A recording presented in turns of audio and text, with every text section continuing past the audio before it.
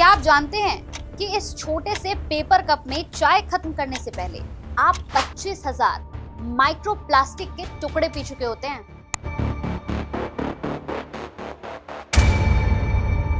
जी हाँ, आपने बिल्कुल सही सुना है। 25 नहीं, 25,000। जी बिल्कुल सही सुन रहे हैं आप, 25,000। अगर आप भी मेरी तरह यही सोचकर पेपर कप इस्तेमाल कर रहे थे कि आप पर्यावरण को बचा रहे हैं या प्लास्टिक से बच रहे हैं, तो आज ही अपनी सांसों को थाम लीजिए। अगले 5 मिनट में मैं आपकी इस गलतफहमी को दूर करने वाली हूँ। आईआईटी खड़गपुर, जी हाँ, आईआईटी खड़गपुर, इसकी एक रिसर्च सामने आई है, आपको जाननी ही चाहिए। रिसर्च के अनुसार डिस्पोजल पेपर कप में गर्म पेय पदार्थ यानी कि चाय या कॉफी पीना स्वास्थ्य के लिए बहुत खतरनाक हो सकता है। जी आप बिल्कुल सही सुन रहे हैं। हमें लगा पेपर है, सेफ है, इस चक्कर में हमने प्लास्टिक की बड़ी बड़ी बोतलें छोड़ी और इन सबको पकड़ा, यानी कि आपने स्टील अपनाया। लेकिन चाय के मामले में हम और आप धोखा खा गए हैं। जिसे हम कागज समझ रहे हैं, उसके अंदर प्लास्टिक की एक ऐसी अदृश्य परत है जो गर्म चाय के साथ घुलकर सीधे आपके शरीर में कैंसर और हार्मोनल बीमारियों के बीज बो रही है।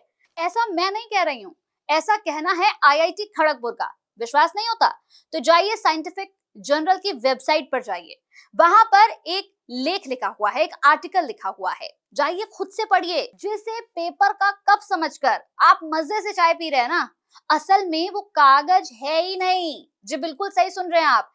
इस कागज के कप के अंदर प्लास्टिक की एक ऐसी अदृश्य परत है जिसे मेडिकल की भाषा में हाइड्रोफोबिक कोटिंग कहते हैं।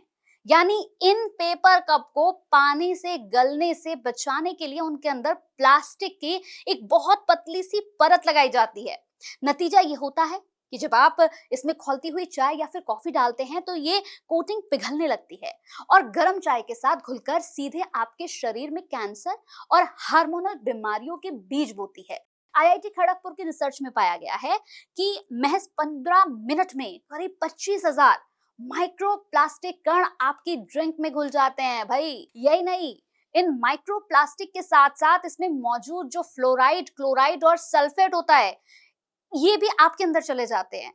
अब जब चले ही जाते हैं तो क्या होता है, ये भी सुनिए। इससे होने वाले नुकसान में सबसे पहला है हार्मोनल इम्बैलेंस। ये कण शरीर के एंडोक्राइन सिस्टम में बाधा डालते हैं। इसे ऐसा समझिए कि मान लीजिए कि आपका शरीर एक बहुत बड़ी कंपनी है और एंडोक्राइन सिस्टम उस कंपनी का एक मैनेजमेंट बोर्ड है।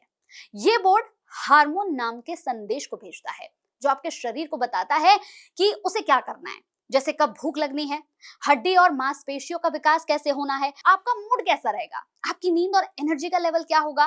और माइक्रोप्लास्टिक के कण शरीर में जाकर हमारे शरीर के असली हार्मोन की नकल करते हैं। जब ये आपके शरीर में घुसते हैं तो शरीर का सिस्टम कंफ्यूज हो जाता है भाई, और इसे ही हार्मोनल इम्बैलेंस कहते हैं। यानी माइक्रोप्लास्टिक एक नकली चाबी की तरह है जो शरीर के उन तालों में फिट हो जाती है जहां असली हार्मोन को होना चाहिए था। नतीजा क्या होता है, इसकी वजह से शरीर को गलत सिग्नल मिलने लगते हैं। उदाहरण के लिए शरीर को लग सकता है कि उसे कोई खास हार्मोन बनाने की जरूरत नहीं है, जबकि असल में उसकी जरूरत होती है। जैसे थायराइड की समस्या, थायराइड ग्रंथि ठीक से काम नहीं कर पाती है, जिससे वजन अचानक से बढ़ना या कम होना शुरू हो जाता है। प्रजनन क्षमता का प्रभावित होना, पुरुषों में स्पर्म काउंट कम होना और महिलाओं में पीसीओएस या पीसीओडी या पीरियड्स की अनियमितता जैसी समस्याएं हो सकती हैं। बच्चों के विकास में रुकावट, अगर बच्चे माइक्रोप्लास्टिक के संपर्क में ज्यादा आते हैं तो उनका शारीरिक और मानसिक विकास प्रभावित हो सकता है।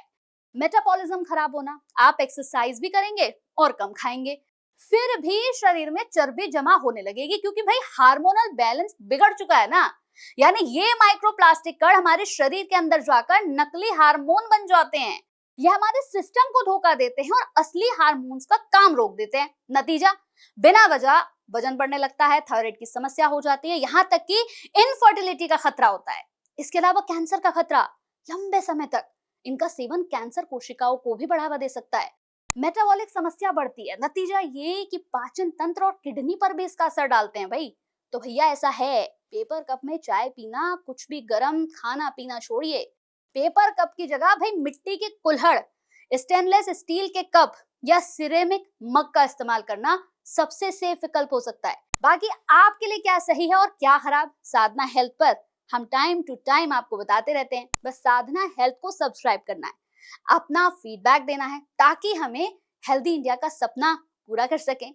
हम साधना हेल्थ पर आयुर्वेद, योगा और मेडिकल रिसर्च की लेटेस्ट जानकारी आपके लिए लाते रहते हैं। आपको पसंद आए तो शेयर भी करें। बाकी मिलते हैं ना अगले वीडियो में, तब तक के लिए stay healthy, stay with Sadhana health.